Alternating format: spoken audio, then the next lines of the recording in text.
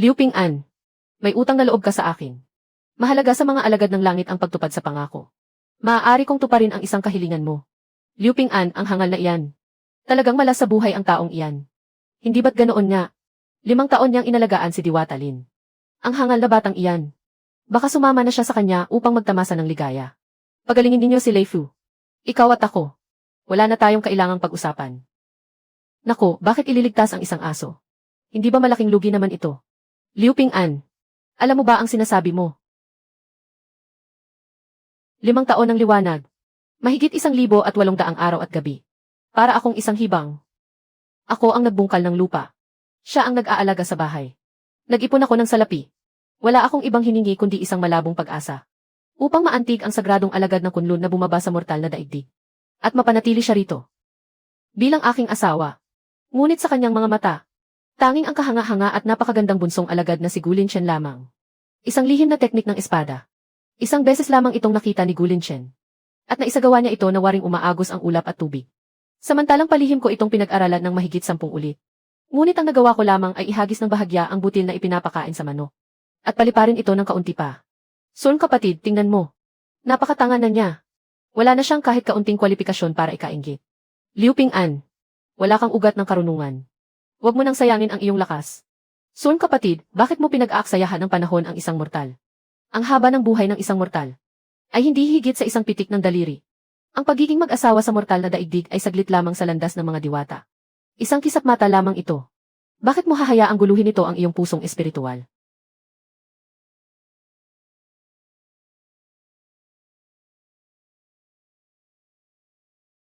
Wala na tayong utang sa isa't isa. Son kapatid, naputol na ang ating ugnayan sa mortal na daigdig. Magmadali tayong bumalik sa kunlun at magulat.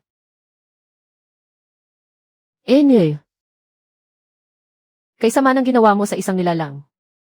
Ibig sabihin, magkano ba ang halaga ng isang aso? Tumigil na kayong magsalita ng kung ano-ano. Ang kahilingan ni Ping-an ay sarili niyang kapakanan. Ano ang pinagdaldalan ninyo riyan? Sige na, umalis na kayong lahat. Tia Zhao. Tia Zhao, wag muna kayong magmadaling umalis. Maihihilingin sana ako sa inyo. Maaari ba ninyo akong tulungan? Ano namang maitutulong ng biyenan mo? Sabihin mo, matutulungan ba kita o hindi? Tiyak na hindi ka tutulungan ng biyenan mo. Salamat, biyenan. Ano ba ang sinasabi mo, biyenan? Walang anuman, sabihin mo muna. Makikinig muna ako. Gusto kong tulungan mo akong maghanap ng isa pang mapapangasawa. Dapat siyang maasikaso. At marunong makontento. Kapag yumaman na, hindi niya tatalikuran ang asawa at mga anak. Bitawan mo ako. Kahit bigyan mo pa ako ng 10 tapang, hindi ko iyon magagawa. Naging diwata na siya at umalis. Hindi na siya kailanman babalik. Hindi maaari, hindi maaari. Pakiusap, palampasin mo na ako.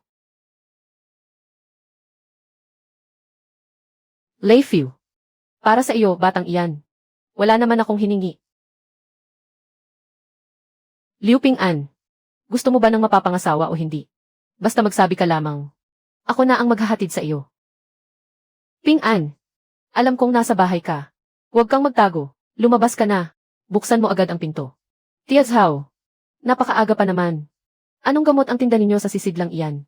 Wala pa akong maibabayad sa iyo. Ay. Ang hangal kong Ping-an. Asawa ko, mukha ba akong taong sakim sa salapi? Hindi ba? Aba, pakinggan mo ang sinasabi mo. Napakabuting dalaga. Maaari ba kitang lokohin, tingnan mo nga. Ano ito? Namamalikmata ba ako? Ah, guni-guni ko lamang pala. Muntik na akong mapatalon sa takot. Jewer. Magandang araw, asawa ko. Aking asawa. Ito ba talaga ang babaeng ipinakilala mo sa akin bilang asawa mo? May iba pa ba itong kahulugan? Nagsalita na ang dalaga. Nagustuhan ka niya. Ikaw, Liu Ping-an, ay isang matapat na tao. Sige na, narito na ang kasama ko. May nilulutong sabaw ng buto sa bahay. Mauna na ako. Tia, hindi ko pa naibibigay ang bayad satsaa. Hindi na kailangan ng bayad satsaa. Asawa ko, gumagawa ako ng mabuti nang hindi naghihintay ng kapalit. Aalis na ako. Katakataka. Karaniwan, halos ikamatay ni Tia Zhao ang paghahanap ng mga bariyang pilak sa mangkok ni Lei Fu. Bakit ngayon ay ayaw pati sa bayad? Mas mabilis pa siya sa kuneho kung tumakbo. Kaakyat lamang sa langit ng nayo ng Liu ang Diwata Lin. At heto na naman ang isa pang diwata. Nakakuha ako ng salapi mula sa taong iyon. Kailangan kong umalis ka agad. Paano kung bumaba ang kidlat mula sa langit? Huwag mo akong idamay. Dalaga, Dalaga. Ako si Liu Ping-an. Ako lamang ang nakatira sa bahay. Matagal nang pumanaw ang aking mga magulang. Wala rin akong utang sa iba. Ang nauna kong asawa. Umakyat na siya sa langit ilang araw na ang nakalilipas. Tiyak na hindi na siya babalik. Kaya huwag kang mag-alala. Wala nang panganib na maulit ang pag-aasawa. Umakyat na sa langit ang una kong asawa. Aking asawa, tunay na nakatutuwa ang mga sinasabi mo. Ako, ang sinasabi ko ay totoo. Marunong akong magbungkal ng lupa. Malakas din ako. Marunong din akong mangaso sa kabundukan. Kung nais mong manatili, ako na ang sasalo sa lahat ng mabibigat na gawain. Aalagaan kita. Hindi kita hahayaang magutom. Ano sa palagay mo? 20 taong gulang ka pa lamang. Wala na akong ibang kamag-anak. May kaunti rin akong alam sa pagbasa at pagsulat. Kung aking asawa, kung hindi mo ako tatanggihan, ngayong gabi pa lamang ay titira na ako rito. Hindi kita tatanggihan. Paano ko magagawang tanggihan ka? Dalagang Jewer. Mainit sa labas. Pumasok ka na at magpahinga. Ha? Si Lai Fu ay napakahiyain sa karaniwang araw. Kahit sa pinuno ng nayon, ipinapakita pa nito ang mga pangil. Bakit ngayon, pagkakita sa iyo, ay napakalapit nito sa iyo? Marahil. May tadhana siguro kami ni Lai Fu.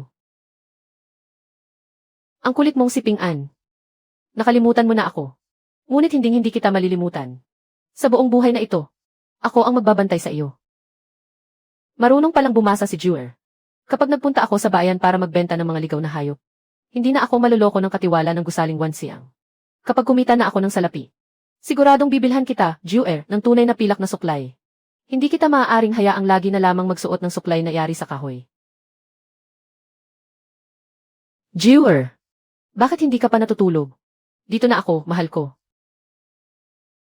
Aking asawa. Ikaw. Napakabango mo.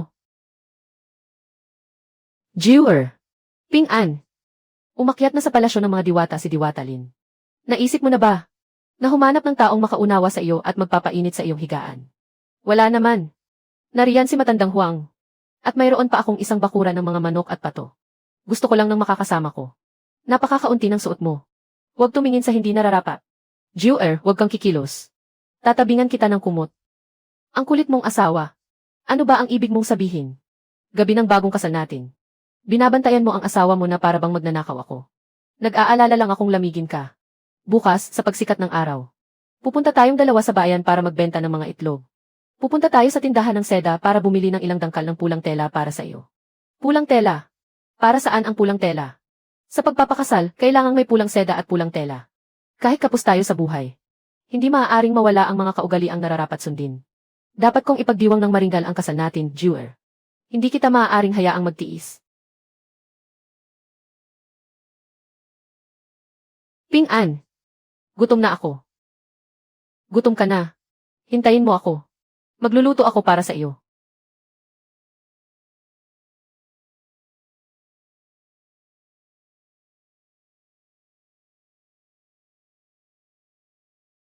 Ang dumi mo. Jewer, bumalik ka muna sa loob. Kapag handa na, dadalhin ko sa iyo. Ayaw ko pang bumalik sa loob. Gusto ko lang panoorin kang magluto. Ano ito? Ang bango. Candy ito. Napakasarap nito. Tikman mo agad pero mag-ingat at baka mapasok ka. May ilang bahaging nasunog ko. Huwag mong itaboy. Alisin mo na. Hindi ako mahilig sa amoy ng usok. Masarap. Napakahusay mong magluto, aking asawa. Paano ko iyon magagawang itaboy? Aking asawa. Maaari mo bang ikwento sa akin ang mga nangyari sa iyo noon? Wala akong maalala bago ako mag-5 taong gulang. Maaga akong naulila sa aking mga magulang. Lumaki akong umaasa sa kabutihan ng mga tao. 12 taong gulang ako nang matagpuan ko si Lai Fu na sugatan.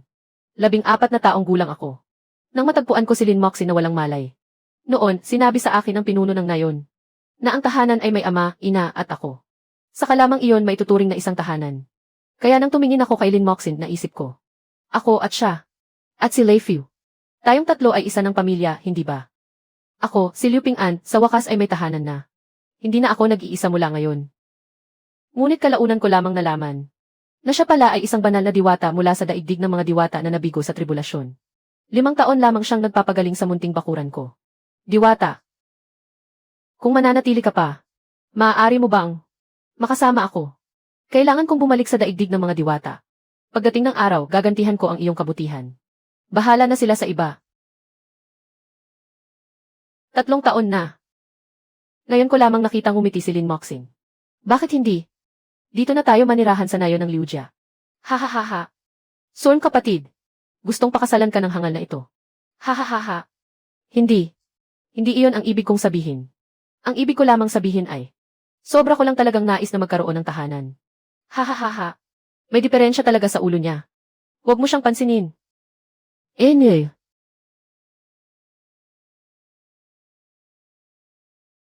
Sorn kapatid. Napakababaw naman ang paraan mo sa pagharap sa tribulasyon ng pag-ibig. Sinabi na ng dakilang guro. Mahirap linlangin ang kalooban ng langit. Kung gayon, sa iyong palagay, ano ang dapat nating gawin? Bakit hindi ka magkunwaring magpakasal sa kanya?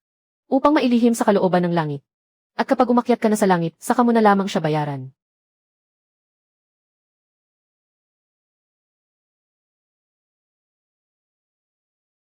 Ito ang mga bariyang naipon ko sa loob ng 5 taon. Tingnan mo kung ilang rolyo ng pulang seda ang mabibili nito. Alaynan. Sinasabi ko sa iyo, Ping-an. Ang sedang mabibili ng kaunting perang iyan ay sapat lamang para sa isang damit. Bakit hindi ka na lamang bumili ng mas murang tela? Ang pinakamaganda ay para sa aking asawa. Hindi na ako kailangang magdamit. Maraming salamat, tagapamahala. Maraming salamat, tagapamahala. Hahaha. Hahaha. Gumalaw ang pulang bituin. Malapit nang malampasan ang kapalarang ito. Huwag kang lalapit sa bahay na ito. At lalong huwag mo akong tatawaging asawa. Moxin. Diwata Lin. Ano ba ang kaugnayan mo sa hangal na lalaking nasa likuran mo? Wala kaming kaugnayan.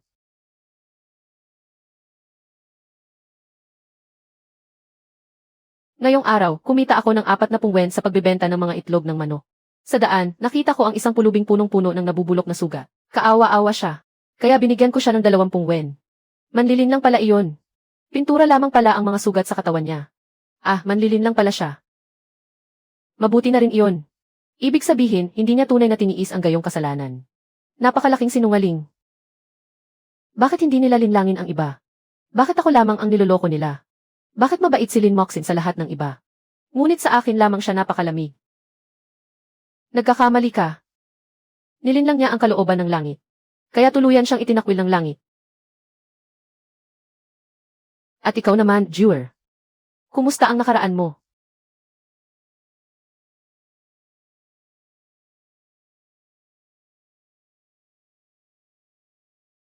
Ikukwento ko sa iyo ang isang kwento.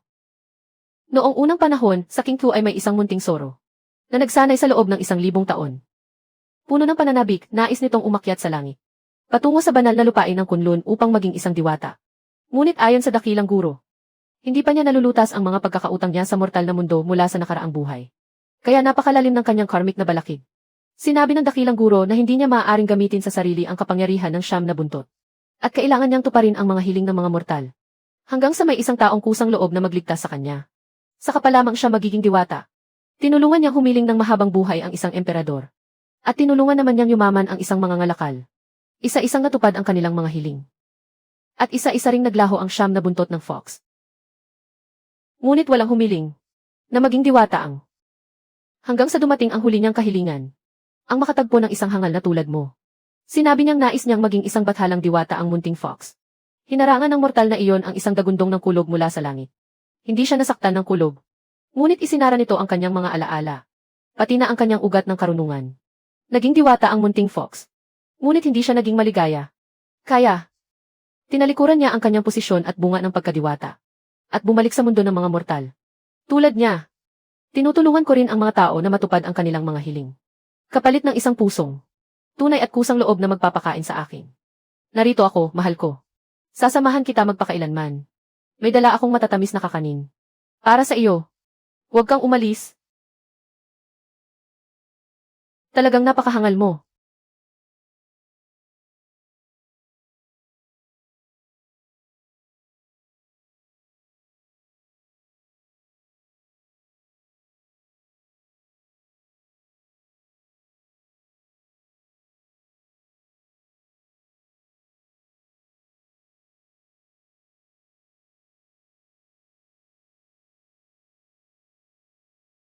Halika na at maghilamos.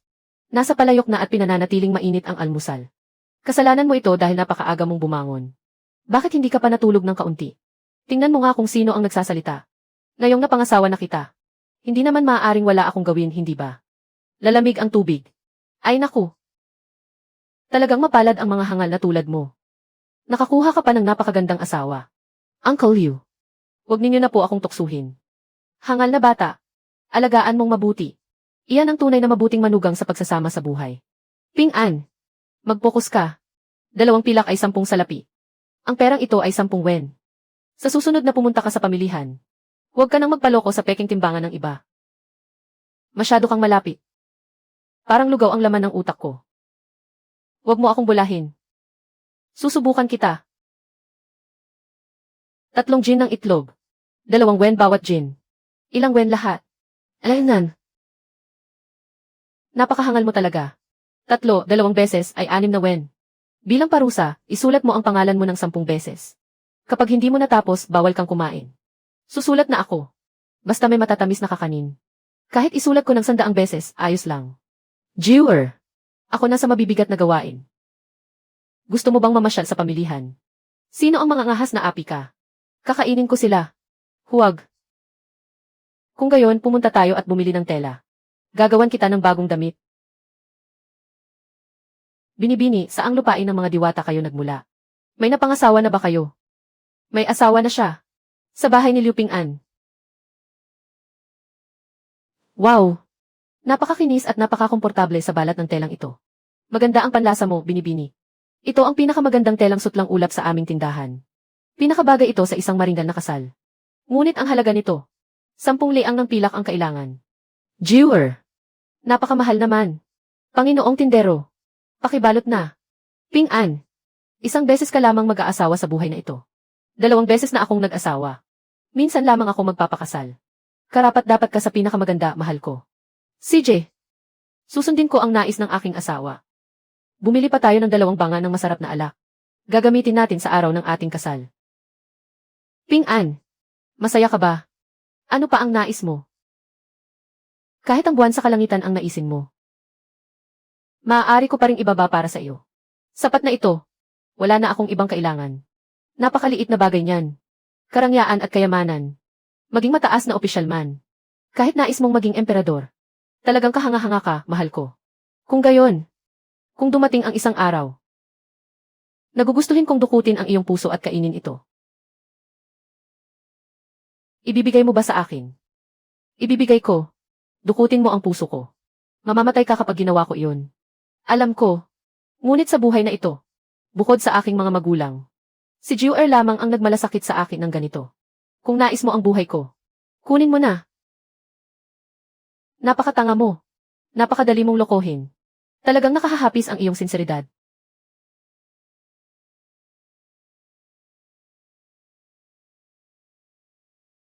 Sorn kapatid. Ito ang 10,000 taong yelo na lotus na kakahanap ko lamang para sa iyo sa hilagang dagat. Pinakamabisa ito sa pagpapatatag ng iyong katawan ng espada. Kunin mo na. Hindi ko ito kailangan. Sorn kapatid. Mula nang bumalik ka mula sa daigdig ng mga mortal. Bakit napakalamig ng pakikitungo mo sa akin? Huwag mong sabihing iniisip mo pa rin ang hangal na iyon. Umalis ka.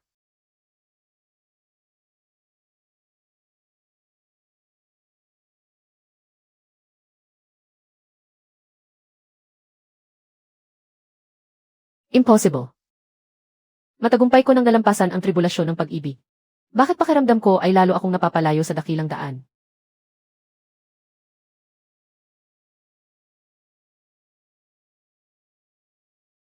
Liu Ping-an. Ako. Tama ba talaga ang aking ginagawa? Ang pulang laso na ibinigay sa kanya ng hangal na iyon. Lin Maxin.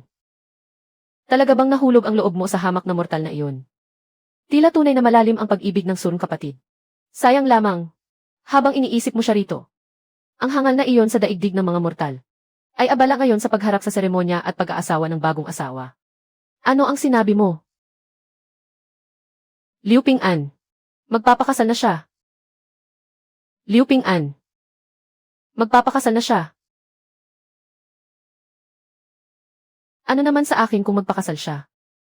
Kami ni Liu Ping-an ay matagal nang walang anumang pagkakautang sa isa't isa. Wala nang pagkakautang sa isa't isa. Kung gayon, hayaan na. Hindi sinuwerte ang hangal na iyon sa kanyang mapapangasawa. Ang mapapangasawa niya ngayon ay isang espiritong asong gubat. Iyong may siyam na buntot. Ang hangal na iyon ay sa huli ay nalinlang ng aswang soro hanggang sa dukutin ang puso't laman loob. At wala nang matira kahit mumo. Mabangis na aswang soro.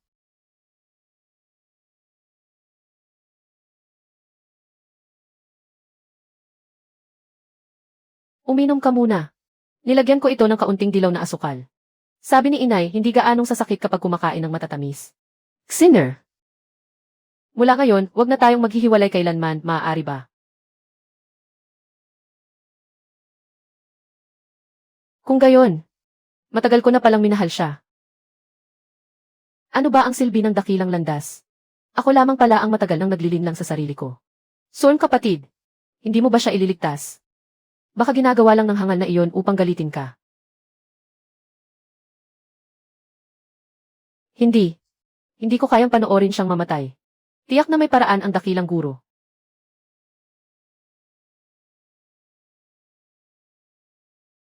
Dakilang guro. Nakikiusap ang inyong alagad, dakilang guro. Gabayan ninyo ako sa pagtawid sa kaguluhang ito. Dakilang guro. Dakilang guro. Nasaan po kayo? Ano na nga ba ang dapat gawin ng inyong alagad? Sorn kapatid. Ang dakilang guro ay matagal nang naglalakbay sa labas ng mundong ito. Sa mundong ito, ikaw na lamang ang makapagliligtas kay Liu Ping-an. Ako. Ano ang dapat kong gawin? Nabihag na ng aswang soro ang kanyang isip. Bumaba ka ngayon sa daigdig ng mga mortal. Patayin mo agad sa isang taga ang aswang soro. Kapag namatay ang aswang soro, magiging ligtas na si Liu Ping-an. Kapag nahuli pa, maubusan na siya ng buhay. Patayin ang aswang soro. Ililigtas ko siya.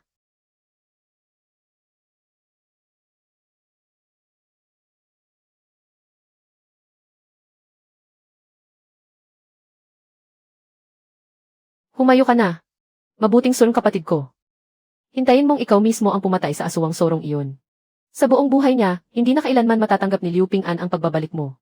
Pagdating ng sandaling iyon, bukod sa bumalik sa aking piling, saan ka pa maaaring magpunta? Ha ha ha ha ha! Ang lalaking ikakasal. Babaeng ikakasal, halika na. CJ. Dumating na ang takdang mapalad na oras. Salubungin ang babaeng ikakasal.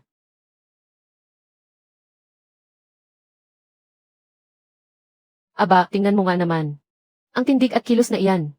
Saan na naman napulot ni Liu Ping-an ang diwata na iyan? Paano ko naman? Naisip na mag-aasawa si Ping-an. Pumikit na ang kanyang mga magulang. Ang bagong kasal. Hoy!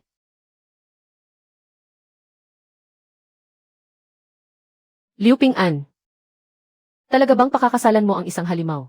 Liu Ping-an. Talaga bang pakakasalan mo ang isang halimaw? Nililin lang kanya. Lahat ng kanyang kabaitan ay sa lamang kang bumibihag sa puso ng tao.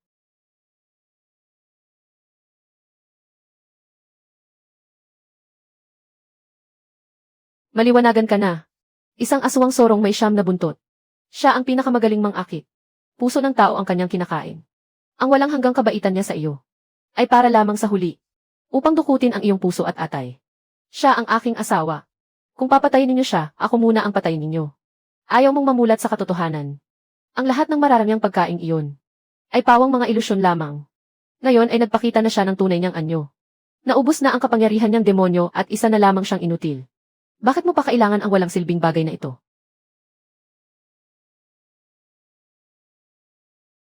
Ping-an. Huwag kang mainitin ang ulo.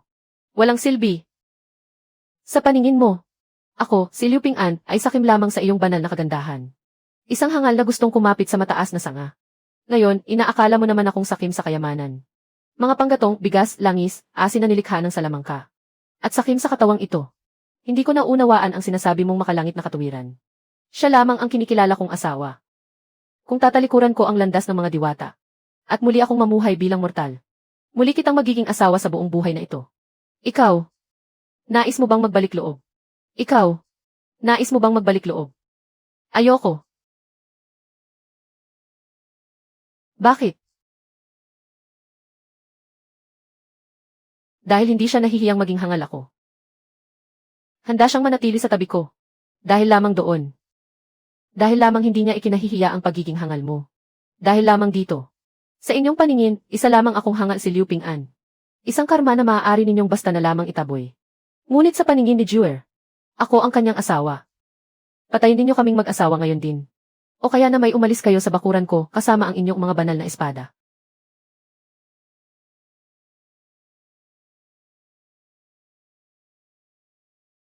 Ping-an. Patawad. Nilinlang kita. Aking hangal na Jue. Tao ka man o Soro. Ikaw pa rin ang aking si Liu Ping-an. Ang asawa kong nakasumpa sa harap ng langit at lupa. Pumutol ako ng 2 puno. At muli kong ikakabit ang pintuan ng bakuran natin.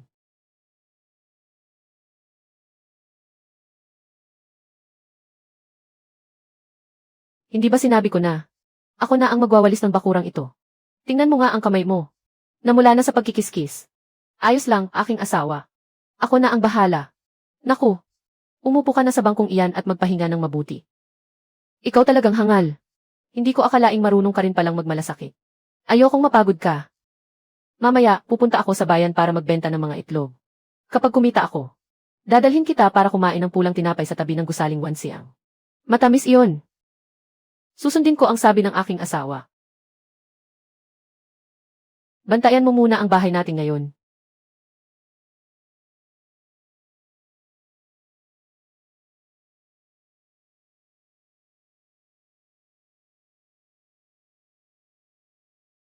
Ha ha ha. Ay. Hindi ba't ito si bagong kasal na si Liu Ping-an? Kung totoong nagpakasal ang aswang na Soro sa isang mortal, nakatipid ba kayo pati sa kumot tuwing gabi? Mas madulas ba sa seda ang buntot niyang iyan kapag hinahaplos?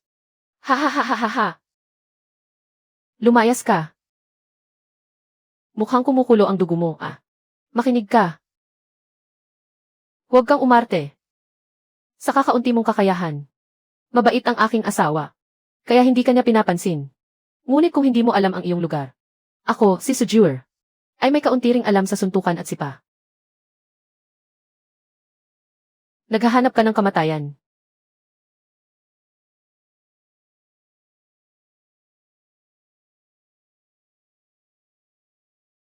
Sugod. Lumpuhin ninyo siya para sa akin.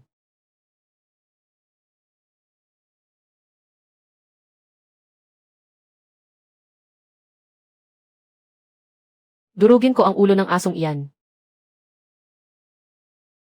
Ping-an.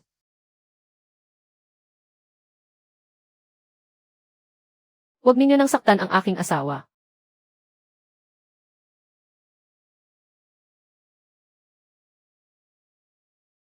Kapag nabawi ko na ang aking kapangyarihan, tiyak na hugutin ko ang kanyang puso at atay.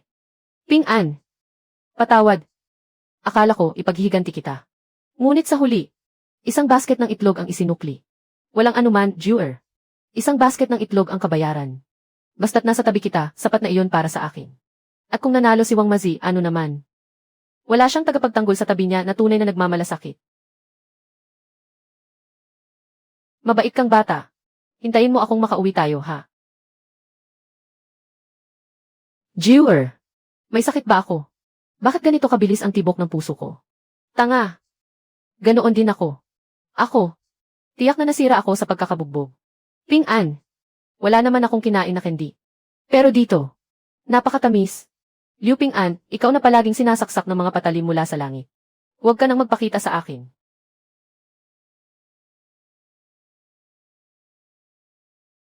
Napakasama ng pakiramdam ko. Mabilis kang gagaling sa alak na gamot. Talagang naghari ka sa pamilihan kanina. Siyempre naman. Noong nasa kalangitan pa ako. Isa rin akong halimaw na pinanggilagan sa buong lupain. Kung hindi lamang nasilyuhan ang kapangyarihan ko ngayon. Ilang hamak na tulisan lamang sila. Sa isang bugso lang ng hininga ko. Mapapailan lang ko sila sa langit ng 3 araw at 3 gabi. Opo, opo, opo. Pinakamahusay talaga si Jue. Bobo mong Ping-an. Sa lakas ng ulan na ito, sino kayang tatakbo rito sa kalaliman ng gabi?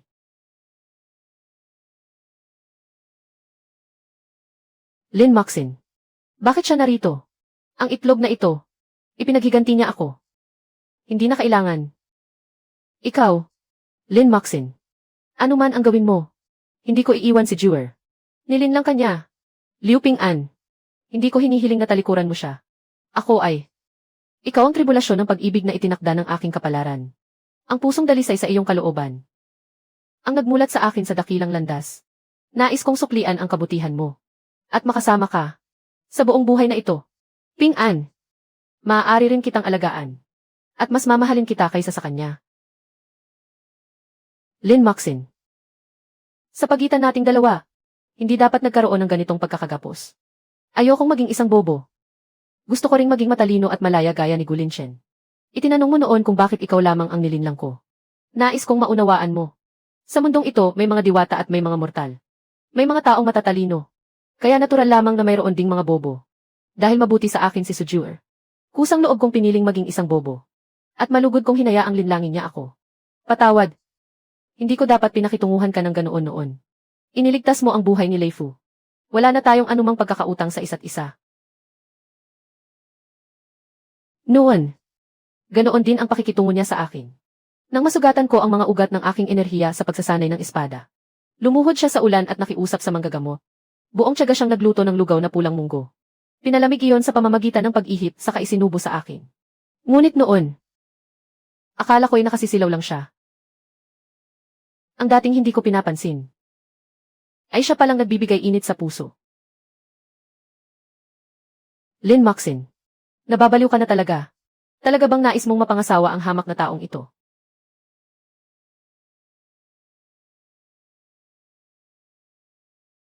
Sorn kapatid.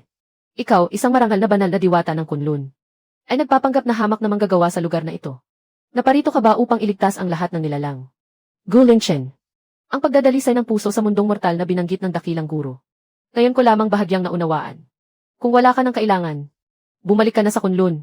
Napakatigas ng ulo at walang kabuluhan ang iyong isip. Para sa isang hangal, isinuko mo pati ang magandang kinabukasang naghihintay sa iyo. Sorn kapatid, hintayin mo at makikita mo. Ang hangal na iyon at ang demonyong Soro ay tiyak na hindi magtatapos ng maayos. Wala akong pakialam. Ako ang kikilos. Yumuko sa langit at lupa. Kuya Liu, bilisan mo at pumasok na sa bulwagan ng kasal. Halik muna. Ha ha ha ha. Ikalawang pagyuko sa mga magulang.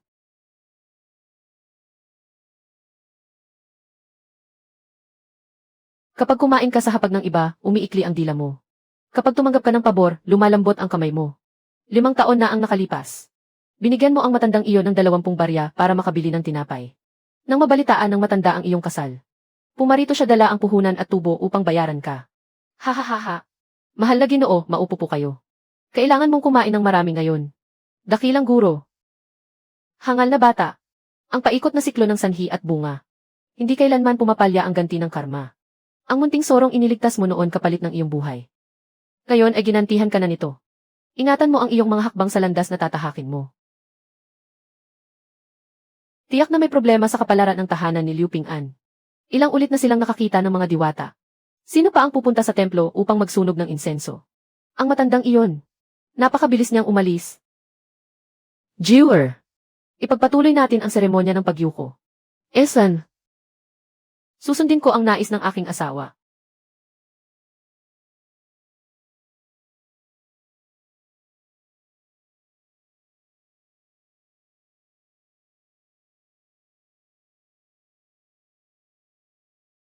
Ping-an. Araw ng ating kasal. Tingnan mo ang pawis sa buong noo mo. Ako. Hindi ba dahil napakasaya ko? Napakaganda mo ngayon. Higit ka pa sa lahat ng bulaklak na nakita ko. Ikaw talaga ang galing mong mambola. Kanina sa bulwagan ng kasal. Talaga bang hindi mo na naaalala kung sino ang matandang iyon? Hindi ko na maalala. Pamilyar lang siya sa akin. Parang nakita ko na siya kung saan. Para sa akin. Nagpanggap kang hangal sa loob ng napakaraming taon. Ngayong natapos na ang sanhi at bunga. Panahon na ring maalaala mo. Isang bako ng panggatong. Maipagpapalit ito sa 2 baryang tanso. Bukas, hindi mo na kailangang makikain sa bahay ni Lolo Kapitan. Munting Ping-an.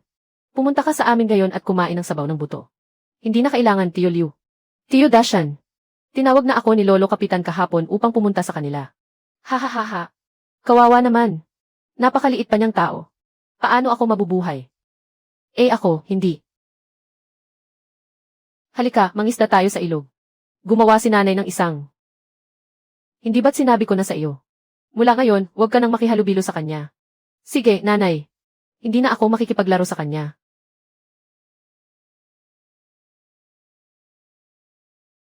Ah, ah, ah, ah.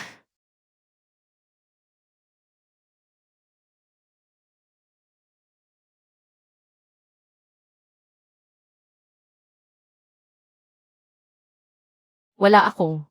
Hindi ko pinatay sina itay at nanay. Ping-an. Kapag nalulungkot ka balang araw, kumain ka lang ng isang candy. Para kahit kaunti, sumaya ka. Isipin mong nasa tabi mo pa si nanay. At hindi na masakit.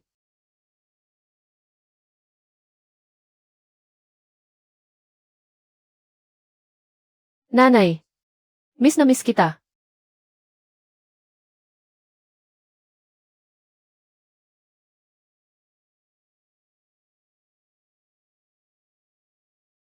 Sino iyon?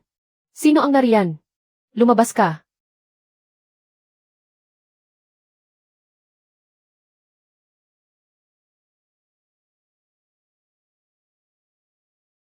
Hu, akala ko mamamatay na ako sa takot.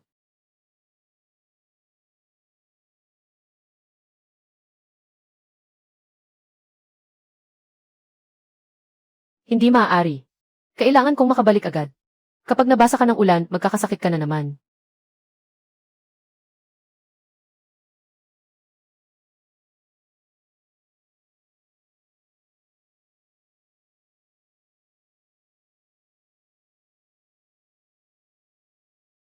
Munting Soro, kung naririnig mo ako. Kapag nagising ka, huwag mo akong kagatin. Natatakot akong mabasa ka ng ulan at magkasakit.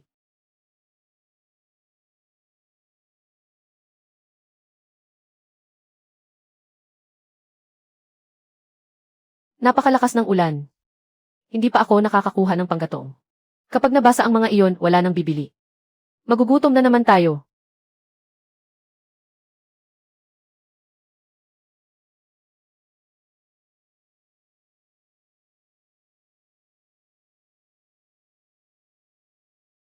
Ang tamis ng candy. Kumain ka at mawawala ang sakit. Mahal ko, gumaling ka na sana agad.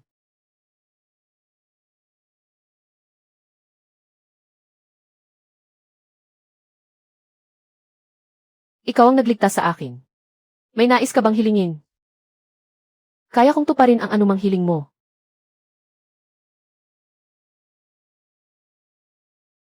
Nakapagsasalita ka. Isa akong diwata ng Soro na nagsanay ng 1,000 taon. Kapag nalampasan ko na lamang ang huling tribulasyon, aakyat na ako sa langit. Magsalita ka na. Ano ang nais mo? Ako.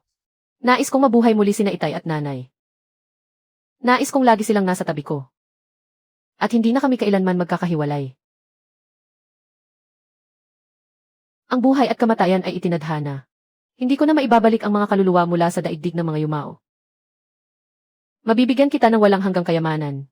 Mabubuhay ka ng mahaba hanggang 100 taon. Kahit 200 taon, maaari rin. O gawin kitang pinakamagaling na mandirigma sa buong daigdig. Pumili ka na agad.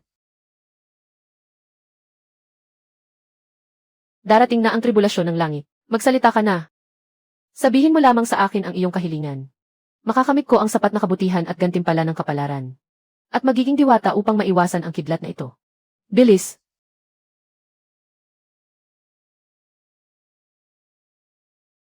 Ang nais ko. Munting Soro. Maging diwata ka. Ang nais ko. Munting Soro. Maging diwata ka. Kailangan mong kayanin ito.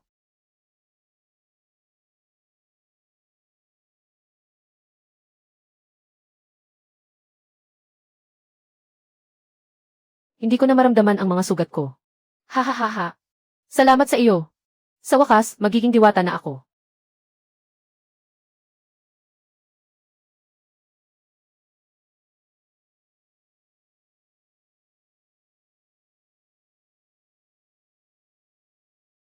Aalis ka na ba? Kapag naging diwata na ako. Babalik ako upang hanapin ka. Hintayin mo ako.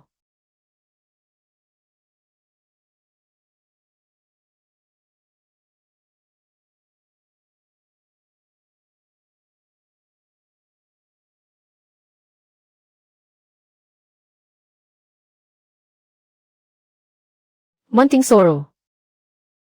Huwag kang lalapit. Ito ang tribulasyon ng pagiging diwata ko. Hindi ito kayang tiisin ng isang mortal.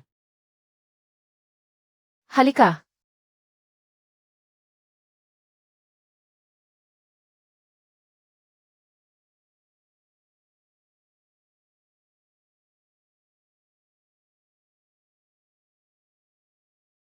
Lumayo ka sa akin.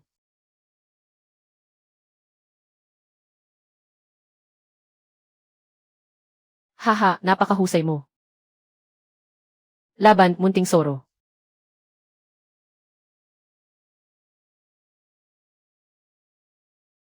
Ah! Kulang pa rin ang isang hakbang. Hindi ako makapayag. Huwag kang umasta na parang diwata. Hindi na ako magiging diwata. Bilisan mo at pakiusap sa matandang langit na huwag ka na niyang hagupitin ng kulog. Mula ngayon, magiging magkaibigan tayo. Bibigyan kita ng candy. Hindi ako magiging diwata. Mas gugustuhin ko pang mamatay. Ayoko nang patuloy na magtago kung saan-saan.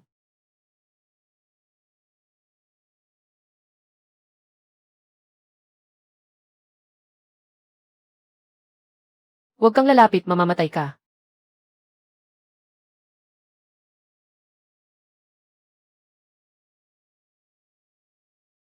Halika na.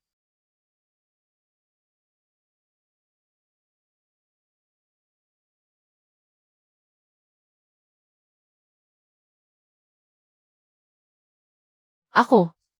Hindi pa ako patay. Naging diwata na ako. Anak, nakita mo ba?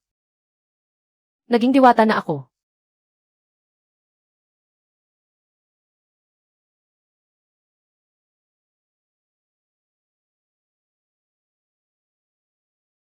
Ikaw pala. Ikaw pala. Hinarang mo para sa akin ang tribulasyon ng langit. Bitawan mo ako. Ayoko nang maging diwata. Anak, magising ka. Liu Ping-an, hintayin mo ako. Sa susunod na buhay, hahanapin kita. Pangako. Sa araw na iyon, sasamahan kita habang buhay. Hindi na kita muling iiwan. Hintayin mo ako. Tiyak na makababalik ako. Ah! Ping-an! Ping-an!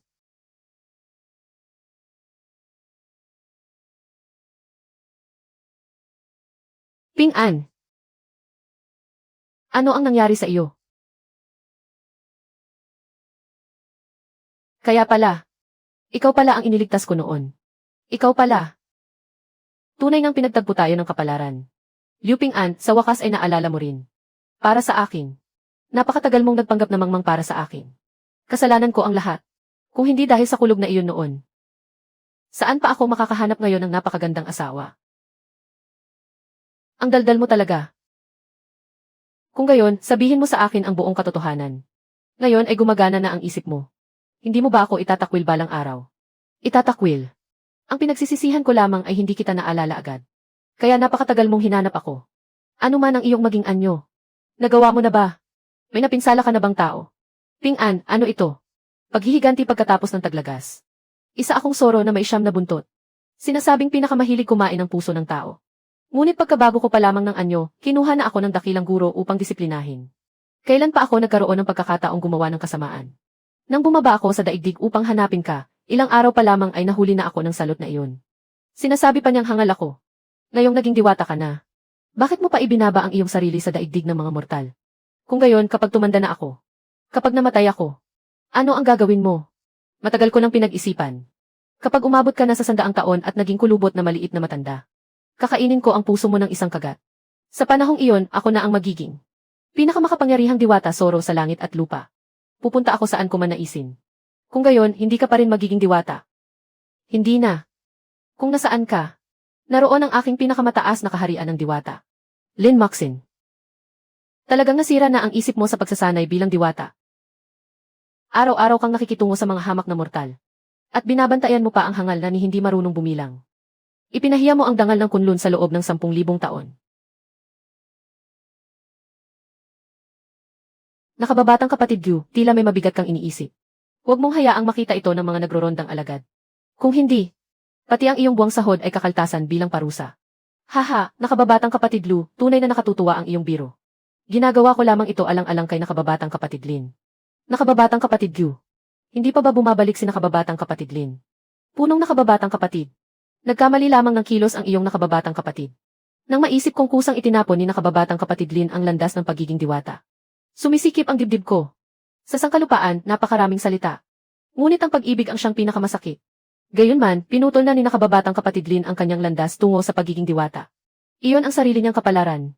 Kung ihahambing dito, ang higit kong ikinababahala ngayon, ay ang sarili kong pagharap sa kulog ng pagbabago sa pagiging banal. Malapit nang maubos ang buhay ng punong nakababatang kapatid.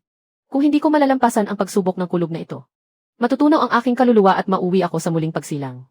Parang magsisimula na naman ako sa simula. Naunawaan ko, ngunit hindi ko na kailangang sabihin. Magkakapatid pa rin tayo sa sekta. Napakatindi na ng pagpapaligsahan sa mundo ng mga nagsasanay maging diwata. Kung ako ay matunaw at muling maisilang. Sino ang nakaalam kung maisisilang pa akong muli sa isang sekta ng mga diwata? Paano kung sa kulungan ng mga baboy ako maisilang? Hindi ba magiging malaking katatawanan iyon? Punong kapatid, huwag kang mataranta. Guro, huwag kayong mataranta. Nakababatang kapatid, mayroon akong lihim na paraan. Na makatitiyak na malalampasan mo ang pagsubok ng kulog ng buong bisa. Ni isang hibla ng iyong buhok ay hindi masusunog. Totoo ba ang iyong mga salita? Mabuti, nakababatang kapatid, huwag mo akong pagbibiruan. Usapin ito ng buhay at kamatayan. Anong sangkap ng gamot ang kailangan? Sabihin mo agad. Alam mo ba kung paano hinarap ng halimaw na asong gubat ang pagsubok ng kulog noon? Noon, muntik nang maging abo at alikabok ang halimaw na iyon.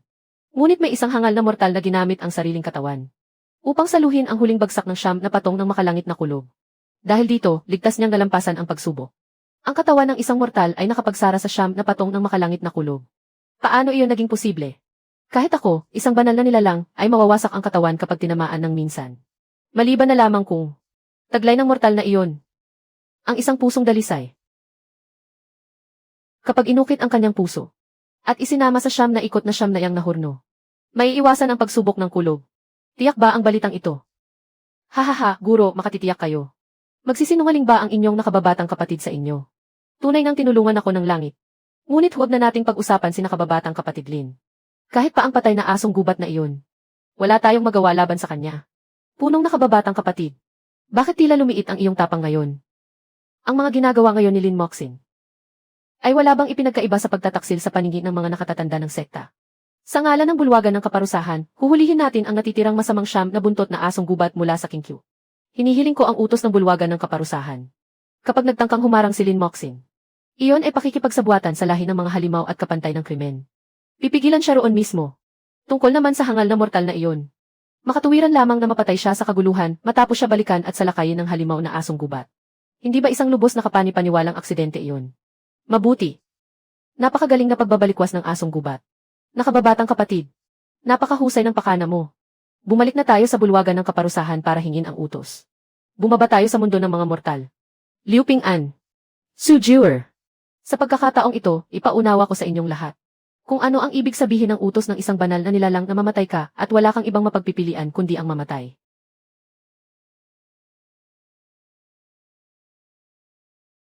Limang pagkasira ng langit. Kaparusahan ng langit. Talaga bang hindi na ito maiiwasan?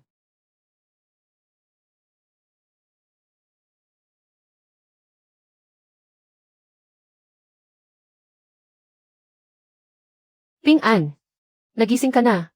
Ngayon ang unang araw na papasok ako sa paaralan mula nang tayo ay ikasal. Gusto kong mag-ayos ng napakaganda.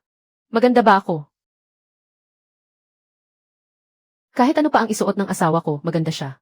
Medyo makapal lang ang ipinahid mong pulbos. Kapag hinalikan kita, baka mapasubo ako sa pulang lupa. Kung ganoon, huwag mo na akong halikan. Maghugas ka muna. Sasamahan kita.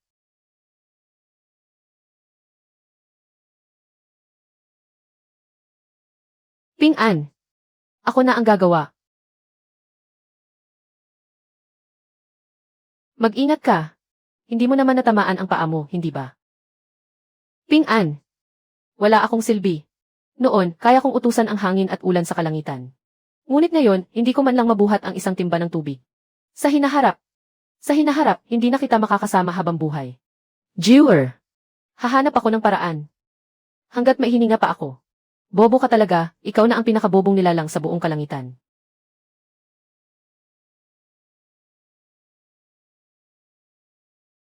Ang 5 pagkasira ng langit ay sa pilitang dumating sa iyo dahil nag-anyong mortal ka. Umabot na ba sa ganito kalalang yugto? Nagkakawatak-watak na ang iyong katawang laman. Iyan ay isang kamatayang wala ng lunas. Dati pinabayaan ko si Ping-an. Bagaman wala na akong kaugnayan sa kanya. Hindi ko pa rin kayang panoorin siyang magdusa. Hindi ko kayang panoorin lamang na maglaho ang soro. Feng.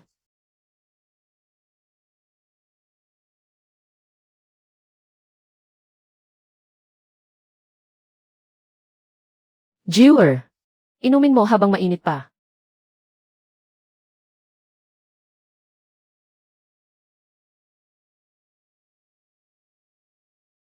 Lin Maxin. Ano ang pakay mo rito? Liu Ping-an. Hindi ikaw ang sadya kong puntahan ngayon. Sige nang su ang pakay ko. Ginoong Lin. Tungkol sa karamdaman ni Jewer. Hindi kayang gamutin ng mga halamang gamot ng mortal ang sakit na ito. Hindi sapat ang mga gamot ng mortal. Kung ganoon, paano naman ang banal na gamot ng mga immortal? Ito ang siyam na pag-ikot na eliksir ng kapighatsian, ang banal na gamot ng kunlun na nagliligtas ng buhay. Inumin mo ang eliksir na ito. Mapipigil ang bisa nito ang pagkawatak-watak ng iyong mga laman loob. Titiyakin nitong hindi na muling maglalaho ang iyong katawan. 3 dekada ng payapang buhay. 3 dekada. Kung mayroon nito, mas mamumuhay si Jewer ng maayos ng 30 taon pa. Pinahahalagahan ko ang kabutihan mo, Ginoong Lin. Naunawaan ni Jewer ang iyong mabuting hangarin. Ngunit hindi ko maaaring tanggapin ang gamot na ito. Hindi ko rin kayang tanggapin ito. Bakit hindi mo ito kayang tanggapin? Su Jewer. Pagkalipas ng ilang buwan, tuluyan kang maglalaho. Ayaw mo ba siyang makasama? Siyempre, nais kong makasama si Ping-an kahit sa panaginip ko. Ngunit kung tatanggapin ko ngayon ang immortal na eliksir na ito, magkakautang kami ni Ping-an sa kunlun ng napakalaking utang. Utang sa batas ng langit. Darating ang araw na kailangan itong bayaran. Kung tatanggapin ko ang eliksir na yon, ano ang ipambabayad ni Ping-an bukas sa utang niya sa kunlun? Ang buhay niya. Mga bagay ng mga immortal. Hindi namin kayang bayaran iyan bilang mga mortal. Hindi ko kayo nilinlang. Ayaw ko lamang siyang makitang nagdurusa. Ako ang nagbigay sa kanya ng gamot na ito. Wala itong kaugnayan sa kunlun. Pinahahalagahan namin ang iyong kabutihan. Ngunit dahil ayaw ni Jewer, hayaan na natin. Naunawaan ko na. Muntik nang masira ni Lin Moxin ang isang mabuting plano. Hahaha. Napakagandang 5 pagkasira ng langit. Maging ang langit ay kakampi ko. Gu Lingchen. Wala nang kapangyarihan ang asong taing espiritong soro. Sa antas ng iyong paglilinang at sa akin. Napakadali nating mapapatay ang dalawang iyon. Kasing dali lamang ng paggalaw ng isang daliri. Bakit paggagamit ng mabigat na pamamaraan? Bakit pa tayo susuhol ng isang hamak na tulisan para lasunin ang balon?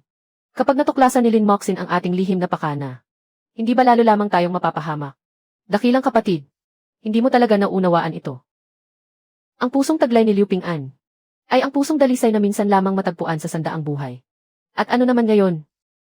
Ang pusong dalisay ay isang banal na katawan ng kabutihang pinoprotektahan ng langit. Kung papatayin natin siya ng lantaran, gaganti ang langit at agad nitong ibababa ang kidlat ng tribulasyon ng pagiging Diyos. At tayo ay gagawing abo ng kidlat. Kahit ang dakilang guro ay hindi tayo maililigtas. Ngunit kung ang mga karaniwang tao mismo ang magpapatayan at papatay kay Liu Ping-an, ang tawag doon ay pagpatayan ng mga karaniwang tao. Sa oras na mamatay si Liu Ping-an sa kamay ng mga karaniwang tao, pupunta tayo upang kunin ang kanyang bangkay at dukutin ang kanyang puso. Ang pananagutan sa karma ay mapupunta sa mga taga-nayon. Kaya hindi tayo tatamaan ng tribulasyon ng kidlat. Nabihag ko na sa salamangka ang isang karaniwang tao. Darating siya anumang sandali. Napakahusay. Napakatalino ng pakana. Gu Lingchen. Isa kang ang walang awang hayop. Oh, hindi. Henyo pala ako. Pareho tayong magaling. Hangal. Hindi ka takatakang malapit ng mamatay ang iyong gintong core. Banal na guro. Banal na guro, narito na ako. Basta't susunod ka sa akin. Hindi lamang gagaling ang iyong kamay. Mapapalasap ko rin sa iyo ang habang buhay na kayamanan at karangalan. Banal na guro, magsalita po kayo. Banal na guro, magsalita po kayo. Ngayong hating gabi, sa oras ng daga. Ibuhos mo ang lason sa loob sa balon sa bukana ng nayon. Bukas, magsama ka ng mga tao at ipakalat ang balita. Sabihin ninyong ang espiritong Soro ay gumanti. Kaya nilason nito ang tubig. Banal na guro. Lahat ng tao sa nayon ay umiinom mula sa balon na ito. Paano kung mamatay silang lahat? Ito ay 5 lason na pulbos. Hindi ito makapapatay ng tao. Kapag nagtagumpay ang lahat, bibigyan kita ng panlunas. Ngunit kapag pumalpak ka, papatayin kita ngayon din. Sisiguraduhin ng hamak na lingkod na maisasagawa ito. Hangal na Ping-an. Bakit ka umiiyak? Hindi naman talaga ako nasasaktan. Matulog ka na, mahal ko. Bukas, gusto ko pa rin kumain ng mga kakaning ginagawa mo. Araw-araw kitang gagawan. Kumain ka man kailanman, ayos lang sa akin. Jewer, wala akong pakialam sa anumang utang. Basta't mabubuhay ka. Kahit buhay ko ang ipambayad sa iyo, magiging sulit pa rin. Pupuntahan ko si Diwata Lin at hihingin ang banal na tableta para sa iyo. Tanga ka talaga. Kung mamamatay ka. Ano pang saysay ng buhay ko? Huwag mo siyang puntahan. Ayaw ko nang magkautang ng loob sa kanya. Matulog ka na, mahal ko. Aking pinakamamahal na sinta.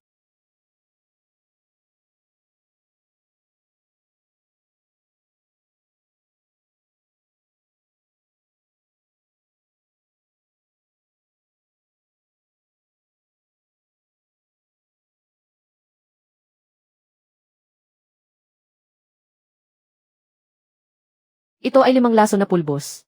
Isa siyang taga-kunlun. Dakilang Guro Lin. May lunas pa ba sa sakit na ito? Nakakahawang sakit ba ito? Hindi ito sakit. Lason ito. Nalason kayong lahat. Bagamat hindi agad nakakamatay ang pulbos ng 5 lason. Unti-unti nitong ipinabubulok ang katawan. Mas mabuti pang mamatay. Ano? Sino ang naglagay ng lason na ito? Makinig kayong lahat sa akin.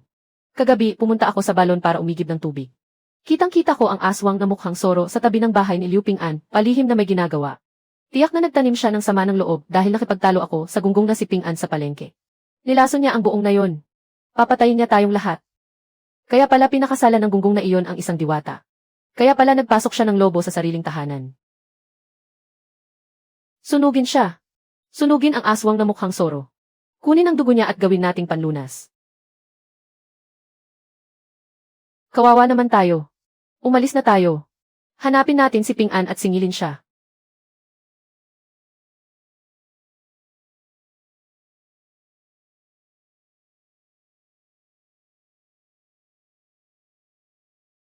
Wang Mazi. Bakit mo pinapuksa ang pinto ng bahay ko? Ano ba ang pakay mo? Liu Ping-an. Huwag kang magkunwaring walang alam. Ang aswang na mukhang Soro mong asawa ang lumason sa tubig. Balak niyang ipahamak ang buong nayon. Ilabas agad ang babaeng demonyo. Hayaan nating sunugin siya ng lahat. Kung hindi, papatayin ka rin namin bilang kasabwat. Kalokohan. Araw-araw nagtuturo si Jewer. Sino ang nagsabing si Jewer ang naglagay ng lason? Sarili kong mga mata ang nakakita.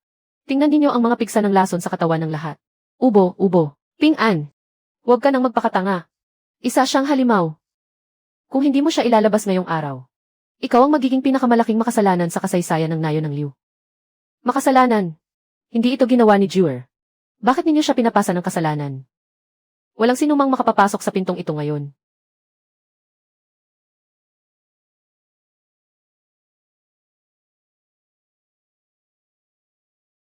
Liu Ping-an. Isa lamang siyang hangal na mortal. Sugod. Patayin ang aswang na mukhang Soro.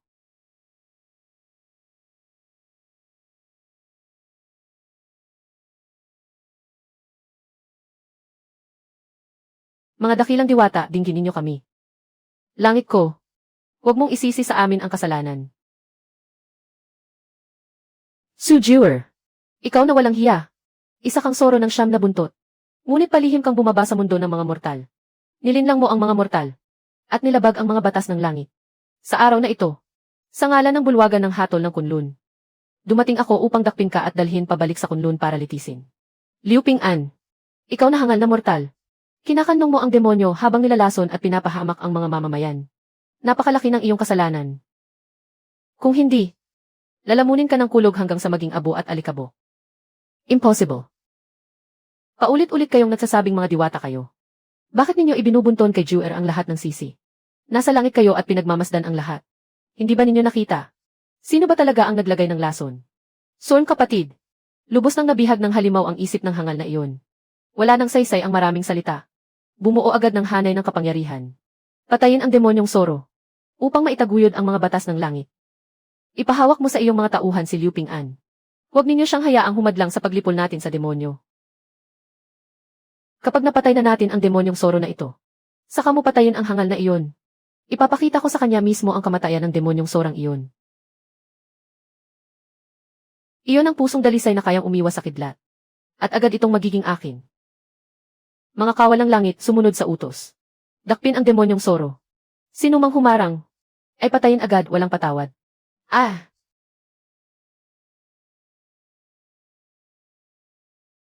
Narito ako.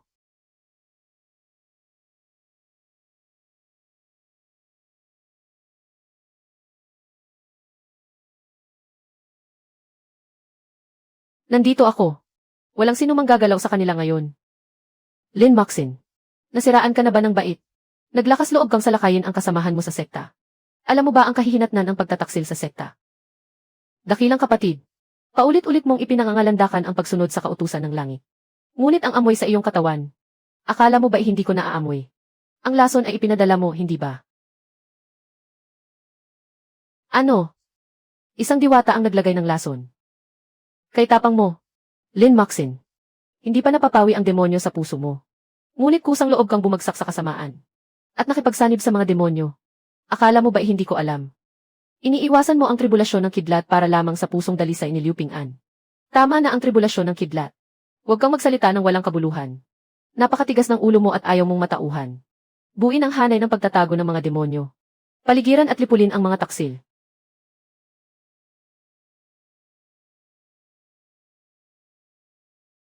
Ngayon, isinasama ko silang dalawa. Walang makapipigil sa akin. Lin Maxin, wala kang kinalaman sa nangyari ngayon. Huwag mo kaming pakialaman. Umalis na kayo. Liu Ping-an. Ako. Ay wala nang utang na loob sa iyo.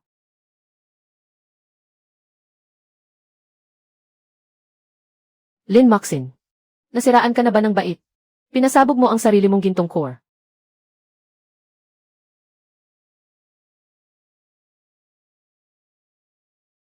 Mamatay ka. Maxin. Balang araw. Matatagpuan mo rin ang dakilang landas na tunay na nakalaan sa iyo. Ah.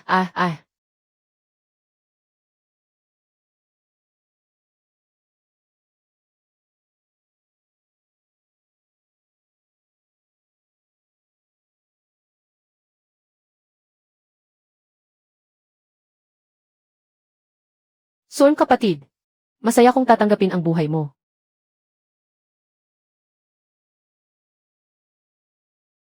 Maxin.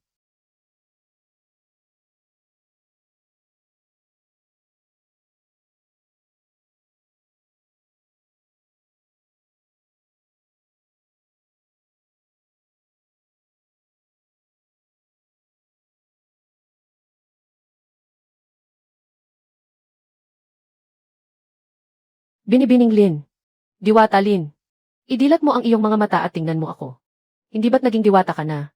Bakit kailangan mo pang pakialaman kaming dalawa? Bumalik ka na sa langit mo. Ping-an. 5 taon na ang nakalipas, itinago ko ang tunay kong damdamin. Ituring mo na lamang itong kabayaran sa aking kasalanan, maaari ba? Nang durugin ko ang aking gintong core kanina. Doon ko lamang naunawaan. Ngayon ko lamang napagtanto. Na ang pinakamahalaga sa mundong ito ay hindi ang dakilang landas. Kundi ang kendi na iniabot mo sa akin noon. Ping-an. Patawad. Masyado akong naging makasarili. Binibining Su. Kung makatatakas kayo, mamuhay kayong mabuti. Inilagay ko ang gamot sa kubol ng manggagamot. Lin Maxin. Tunay ngang napakagandang palabas. Lin Maxin. Bakit mas pinili mong pasabugin ang sarili mong dakilang landas para protektahan ang hangal na ito? Saan ba talaga ako nagkulang kumpara sa kanya? Ngunit ayos lang. Malapit na kayong lahat mamatay. Dakilang kapatid. Kumilos ka na. Kapatid na Gyu. Tama na ang satsat. Bilisan mo at utusan si Wang Mazi na kumilos. Bago pa humaba ang gabi at dumami ang abala. Kumilos.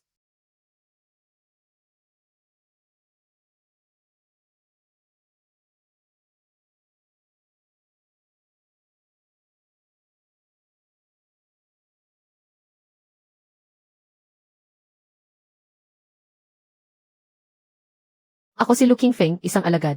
Pagbati sa dakilang pinuno. Hindi namin alam na darating kayo, dakilang guro. Patawad sa hindi namin pagsalubong sa inyo.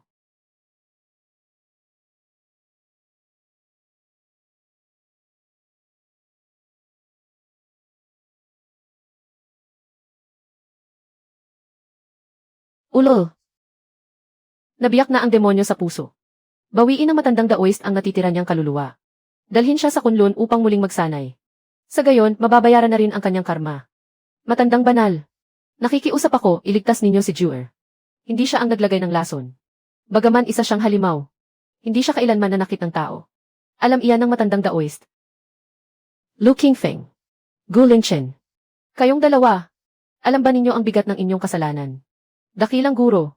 Talikuran ng banal na katayuan bilang siyam na buntot na asong gubat. Ginayuman niya ang mga mortal. Hindi siya kailanman maaaring tanggapin ng mga batas ng langit. Ginayuman ng asong gubat ang kapatid na Lin. Isinakripisyo niya ang kanyang gintong core upang humarang. Kaya kumilos kaming mga alagad. Ginawa namin iyon para mapanatili ang dangal ng Kunlun. Nakipagsabuatan kayo sa babaeng halimaw. Nilaso ninyo ang mga taga-nayon. At gumamit pa kayo ng mahika upang putulin ang braso ng isang alagad. Nakikiusap ako sa dakilang guro na bigyan ng katarungan ang isang alagad. Patayin ang mag-asawang walang hiya na iyon. Akala ba ninyo hindi alam ng matandang Daoist? Ilang taon kayong namamalimo sa mundo ng mga mortal. Ibinuhos ninyo ang lason sa balon. Pagkatapos ay sinabi ninyong ang asong gubat ang naglagay ng lason.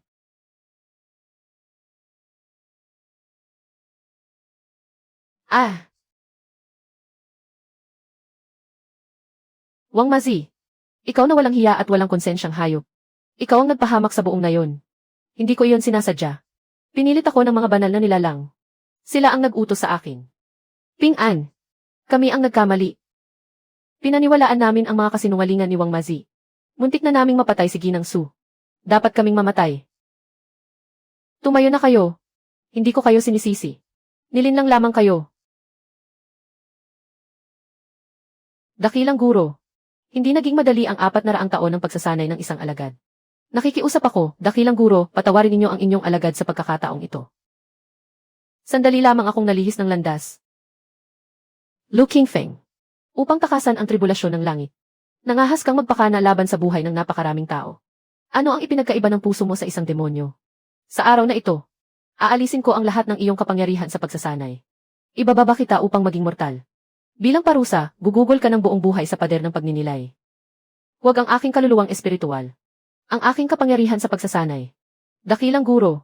Patawarin ninyo ang inyong alagad. Ang lahat ng ito ay ipinagawa sa akin ng dakilang kapatid.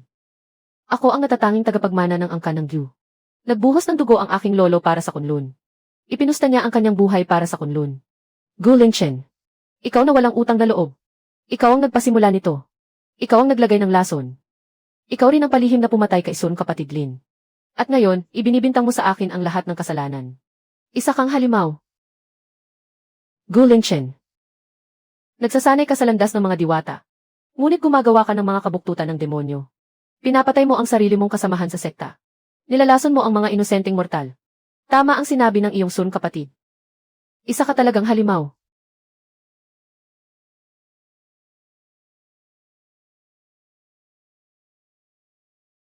Ah! Dakilang guro, maawa po kayo.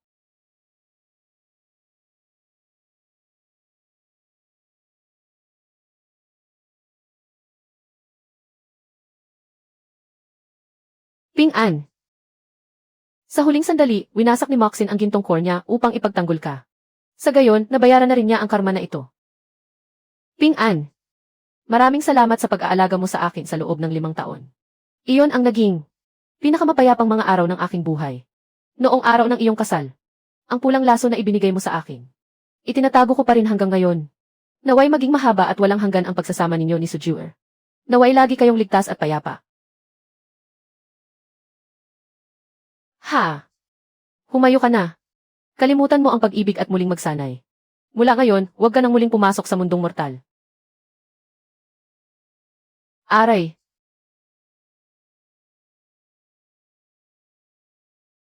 Jewer. Jewer. Matandang diwata.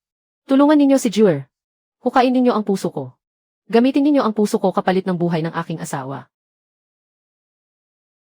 Su Jewer. Ikaw ay isang siyam na buntot na makalangit na soro mula sa Kinkyu. Kung sasama ka sa matandang ito pabalik sa Kunlun.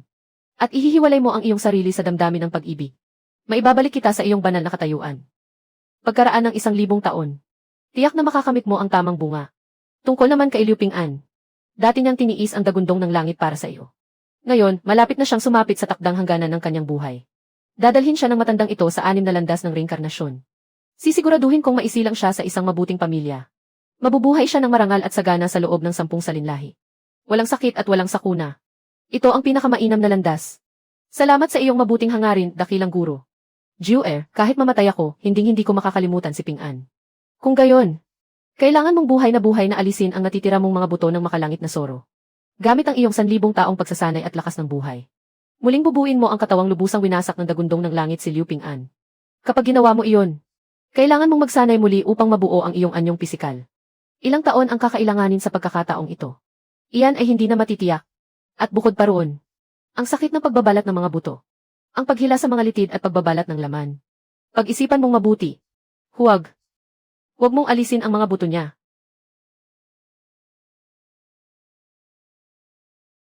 Jewer. Sundin mo ang sinabi ng matandang diwata. Bumalik ka sa langit at mamuhay bilang isang diwata. Isa lamang akong hamak na magsasakang laging putik ang paa. Matagal nang pumanaw ang aking mga magulang. Kung mamamatay ako, kahit paano'y makikita ko sila. Ikaw, mamuhay ka ng mabuti sa langit. Nakikiusap ako sa iyo. Huwag mo na akong alalahanin. Bobo ka talaga. Kalokohan na naman ang sinasabi mo. Ano bang mabuti sa langit? Sa langit. Wala roon ang mga minatamis na ipinagluluto mo sa akin, Liu Ping'an. Kung mawawala ka sa akin, mabuhay man ng 1,000 o 10,000 taon. Ano ang silbi ng pagiging diwata kung nakakulong ka lamang sa isang lugar? Ayaw kong maging diwata. Ang nais ko lamang ay maging asawa mo. Ang buhay ng tao ay ilang dekada lamang. Pumapayag din ako roon. Matandang diwata. Nakikiusap ako sa iyo. Hukain mo na ang puso ko. Ayaw kong isilang muli. Ayaw ko rin ng 10 buhay ng karangyaan. Luluhod ako at yuyukod sa iyo. Dakilang guro. Pinili ni Jewer ang 2 landas. Nakikiusap ako sa iyo, dakilang guro. Kumilos ka na.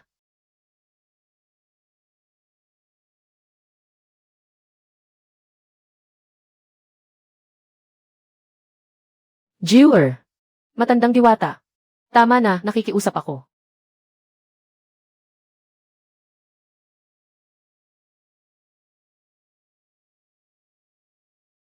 Ping'an. Hindi masakit. Talagang hindi masakit. Tumayo ka.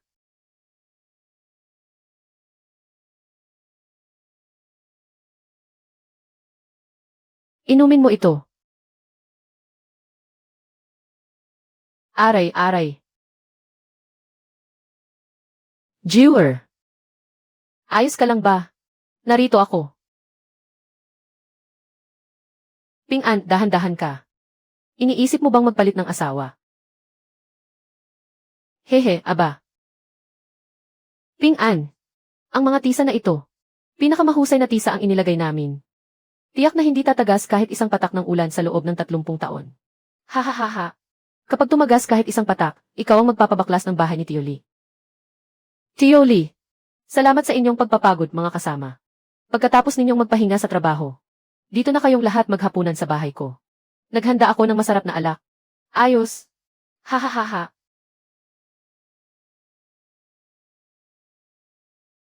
Tungkol naman doon. Kay Binibining Jewer. Dati, naligaw lang ang isip namin. At naniwala sa mga walang kwentang salita ni Wang Mazi. Huwag mo na itong dibdibin. Pinakamabuti sa katawan ang manok na ito. Kumain ka at magpalakas kasama ni Ping'an. Danyang, huwag mo nang sabihin iyan. Nakalipas na ang lahat. Sa hinaharap, magtulungan tayo at huwag nang magtanim ng sama ng loob. Tatanggapin ko na ang manok na ito. Maraming salamat, Tia Zhao. Mabuti naman. Kung may kailangan ka sa hinaharap, puntahan mo lang si Tia Zhao. Tiyak na tutulungan ka ni Tia. Jewer. Malamig pa ba ang mga kamay mo? Naninigas pa ba ang mga kasukasuan mo? Akala mo ba ako ay matandang may edad na 40 o 50 taon? Hindi naman malamig. Tingnan mo ang mukha mong puro abo. Para kang magnanakaw ng damit. Bilisan mo at maghugas ka. Paano magiging matanda ang isang taong 40 o 50 taon pa lamang? Hehe, basta hindi ako itakwil ng aking asawa, sapat na iyon. Halika, tara na. Ngayong araw ay natapos na ang ating bagong bahay. Ipagluluto kita ng sabaw ng manok at ng matamis na pancake.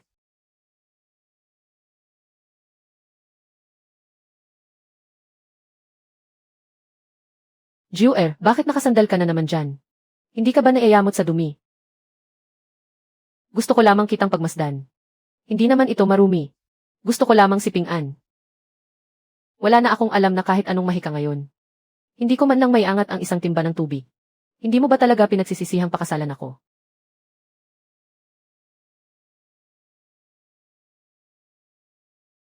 Sa buong buhay ko, ang bagay na hindi ko pinagsisisihan.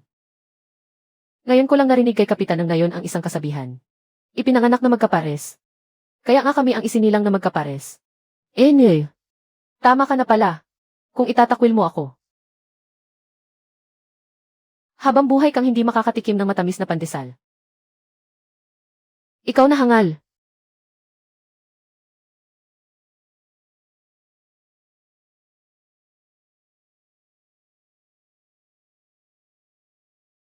Jewer. Itinanim ko ang punong melokoton na ito sa gitna ng bakuran. Pagkalipas ng ilang taon, lalaki rin ang punong ito. Araw-araw na tayong may makakain na melokoton. Akalain mo bang unggoy kami? Na araw-araw na lang kakain ng melokoton. Baka magtanim na lang tayo ng iba. Na melokoton. Lahat ng puno ng plum ay itanim na rin. Sapat na iyon para sa pagkain sa hinaharap. Huwag kang magmamadali. Maihabang buhay pa tayo. Bantayan mo ang aking ping-an. Ping-ping-an-an. Taon-taong kapayapaan. Nagkakaisa ang kalapati at ang ibong mandaragit. Sa ilog at sa pampang. Isang dalagang nakatago sa silid. Talino ng marangal na Ginoo. Ginoong Su. Nandito na naman si Uncle Ping-an.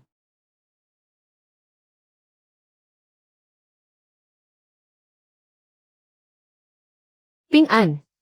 Nasa klase ang mga bata. Bakit ka na naman naparito ngayon? Ngayon ay bumaba ang lamig. Malakas ang hangin kaninang umaga. Pinakuluan kita ng sabaw na luya at asukal na pula. Binalutan ko pa ng ilang patong ng telang koton. Inumin mo agad habang mainit pa, Mi. May. Masakit na ang kamay mo niyan bukas. Hindi pwedeng pigilin at hindi painitin. Muling nagdala ng sopa si Uncle Liu para kay Ginoong Su. Namumula ang mukha.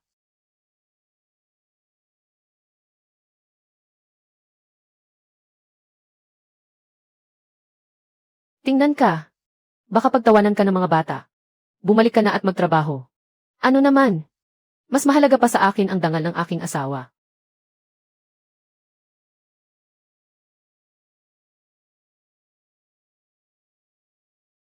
Jewer. Bukas, pupunta ako sa bayan para tapusin ang trabaho sa kahoy.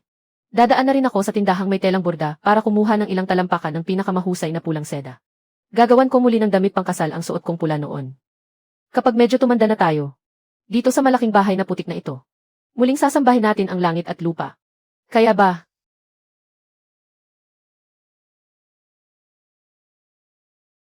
Kaya.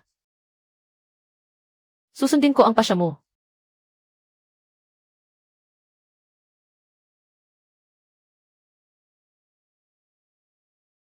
Ping-an.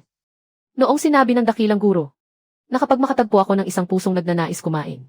Ngunit sa huli ay hindi makapagpapasa ng sakit, tunay akong magigising. Doon lamang ako tunay na makakamit ng kaliwanagan. Ping-an. Sinasabi mo ngayon na ako ba ay nakasumpong ng kaliwanagan? Pakialam ko ba kung nakasumpong ka ng kaliwanagan? Ako pa rin ang asawa ni Liu Ping-an. Sa buhay na ito, at sa susunod na buhay. Jewer. Hihintayin kita. Sa susunod na buhay ako pa rin.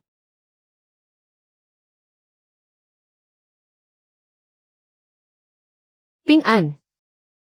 dahan-dahan ka sa paglakad. Ping-an. Hihintayin kita.